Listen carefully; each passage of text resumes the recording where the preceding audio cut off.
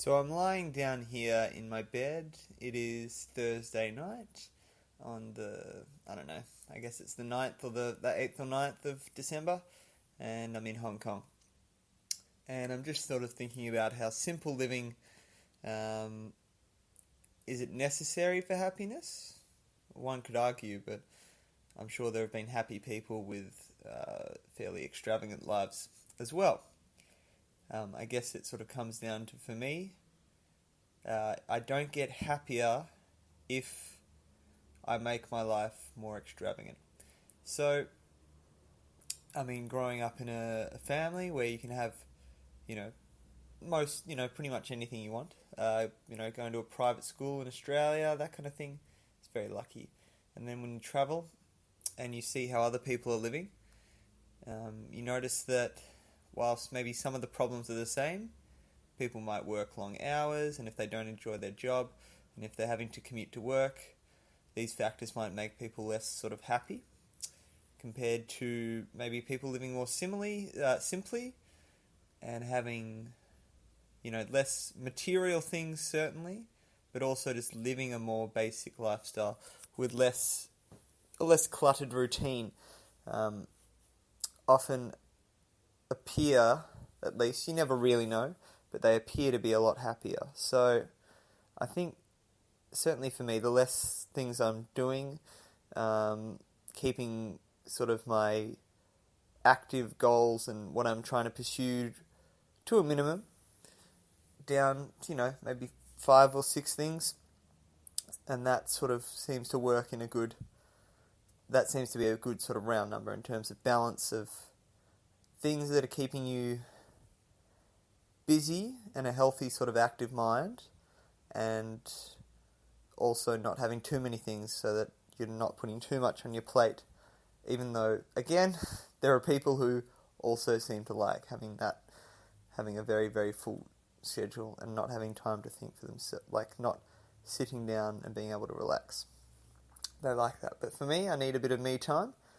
And so let's talk about how, I guess it's the pillars of sort of a happy life can be all whittled down to simple living. So when you think about money as time, perhaps people who like to go shopping would pursue a different hobby, especially people who are working in a job that they don't particularly like. So when they go shopping, they're not just spending money, they're spending their working hours. If you're buying a dress that's $100 and you make $25 an hour, that's 4 hours of work. And if you think about it like that, that's quite a lot. That's time is not something that you can leverage. Time is limited for everyone. You can leverage your money if you start making your time more valuable. Then if you keep your lifestyle the same sort of way and not start to spend more, then that certainly means that you're going to have to work less compared to just increasing your lifestyle. Then it just means that you're still going to be working the same amount of time. So for me, simple living definitely includes the frugality element, because if I'm working all the time, as the case is sort of now, but it won't be for a very long time, then I don't have enough time to do the things that I'd like to do. So whether that's traveling or relaxing or recovering or anything, if you're working all the time, even if it's a job you like, a job that's rewarding, it's still tiring and taking away from other opportunities that you could be pursuing. Granted, you can't do everything in your life. Where was I going with this? Yes, that's why I like to spend pretty much the least amount of money possible, because there's not many things. There's a few exceptions, but there's not many things that, money-wise, if I spend it, it's going to make me feel better. The only thing that it might be is a ticket or travelling, an allocated allowance of how much it's going to cost for me to travel.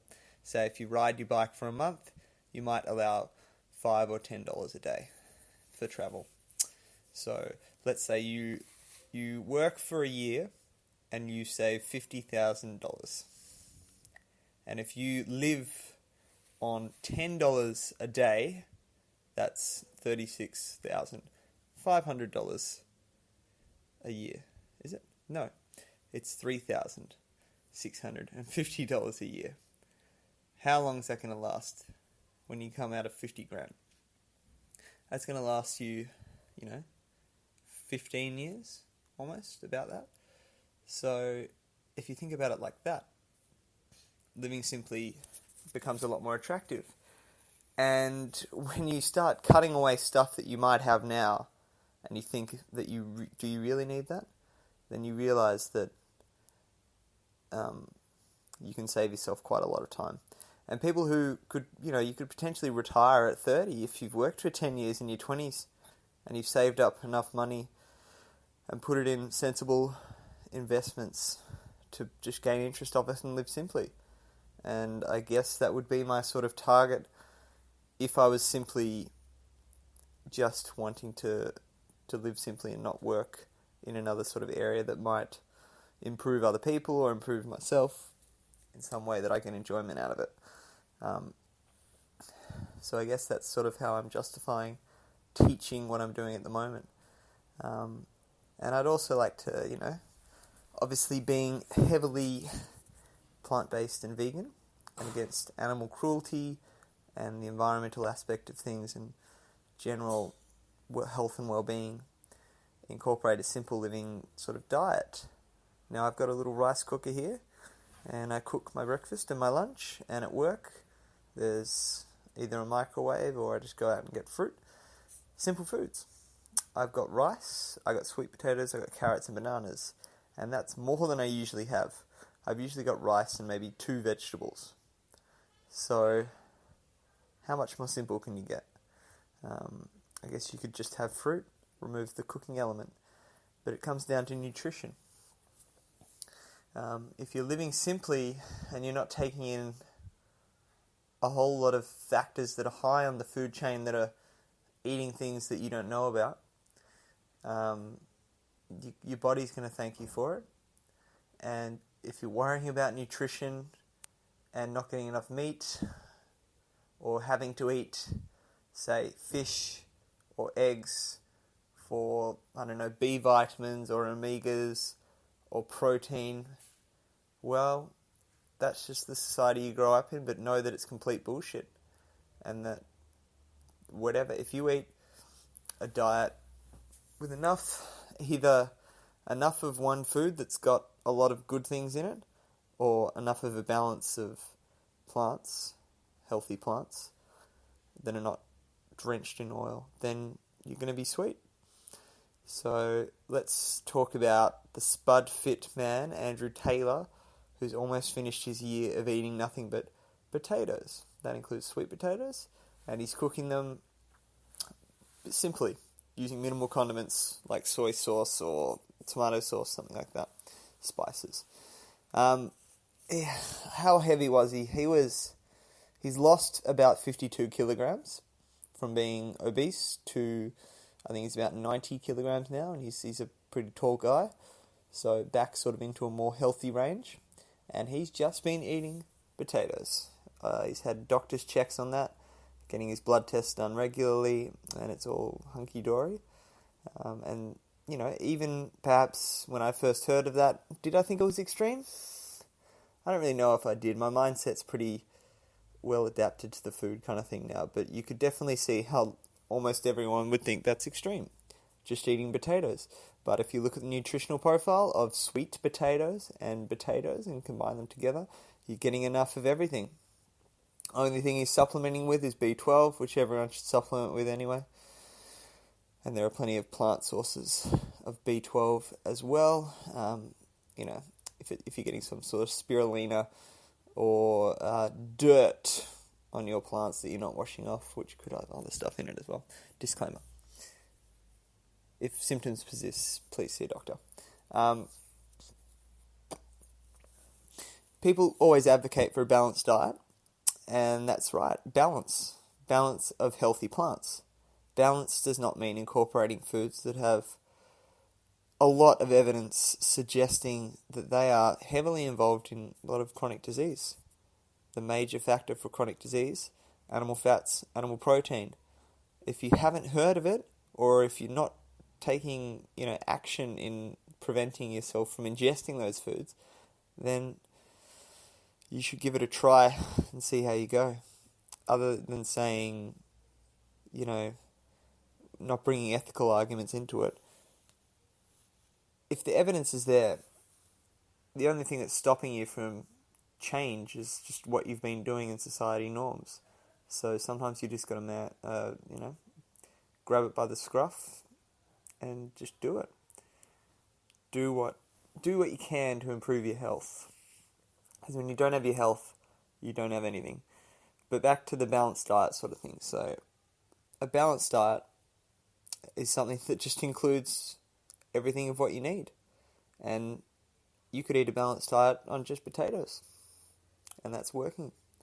You could eat a balanced diet with bananas, mangoes, potatoes and greens. You could eat a balanced diet with lots of beans in there. But a balanced diet is not McDonald's on Friday, a cheat day on Sunday, healthy eating for some of the week, your lean fish, or what people think is lean fish and lean chicken, but actually really has very, very similar fat and protein profiles to, beef. That's not a balanced diet. That's just got good foods and bad foods. A balanced diet is good foods. A range of good foods. So I think that's something that is definitely people need to think about.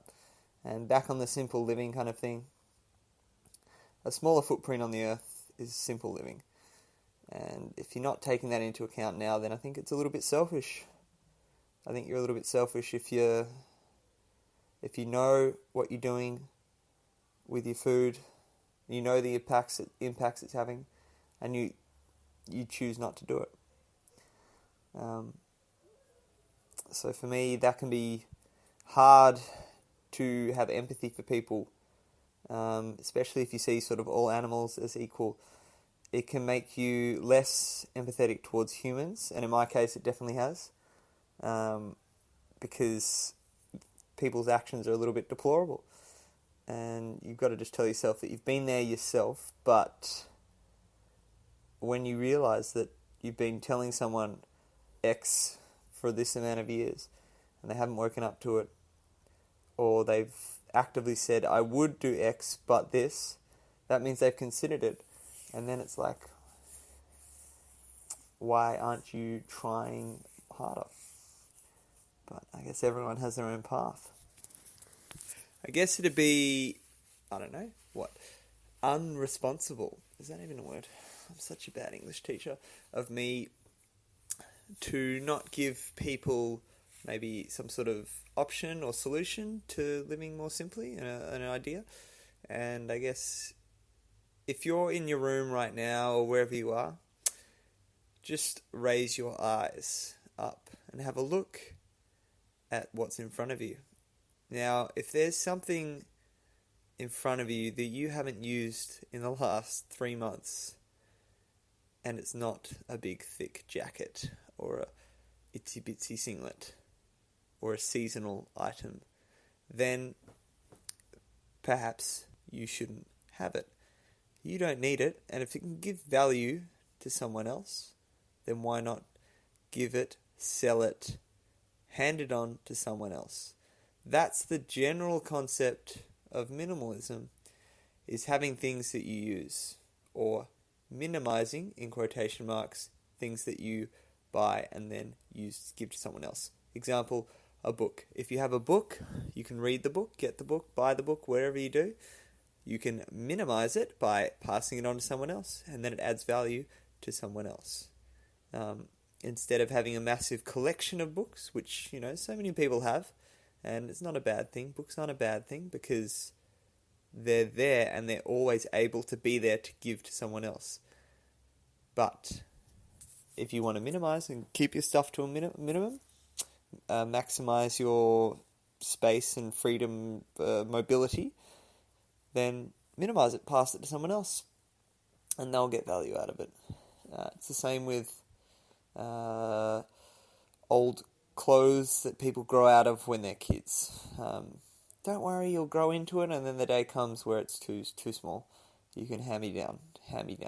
So, plenty of those are always good. And for me, I like to think about my wardrobe like this. I have enough clothes for the rest of my lifetime, so I'm never going to buy more clothes. I mean, I say that, and I mean it.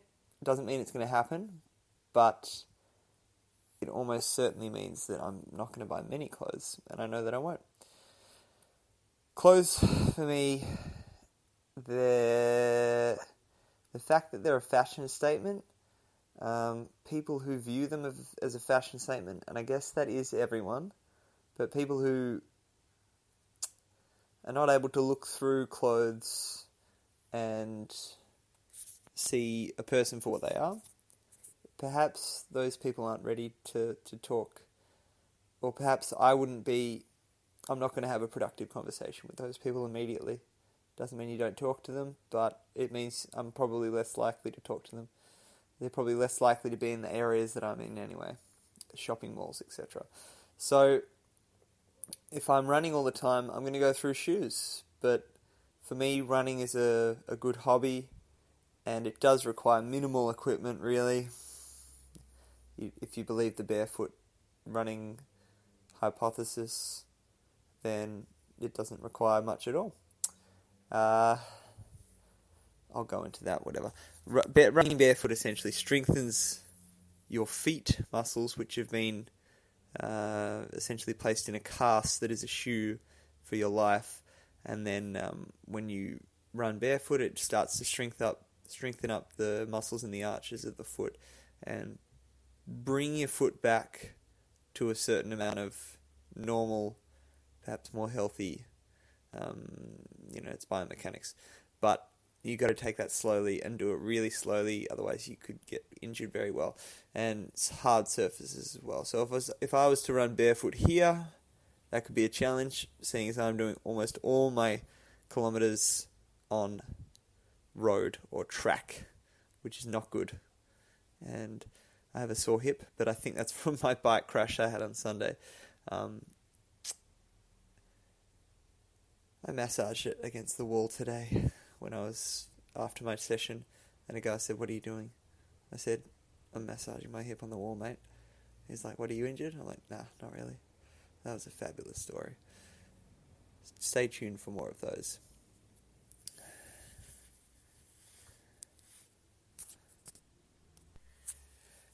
And anyway, this has been the first Power Plant podcast, and I think it's something that I'm going to do more and more of.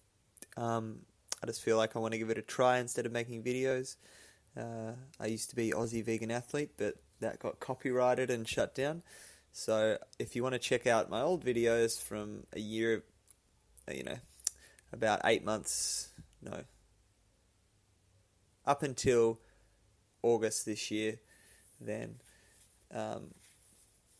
my old channel was Aussie Vegan Athlete. This one is the Power Plant Podcast. Thanks very much for listening. You can support me on Patreon. No, jokes. See ya.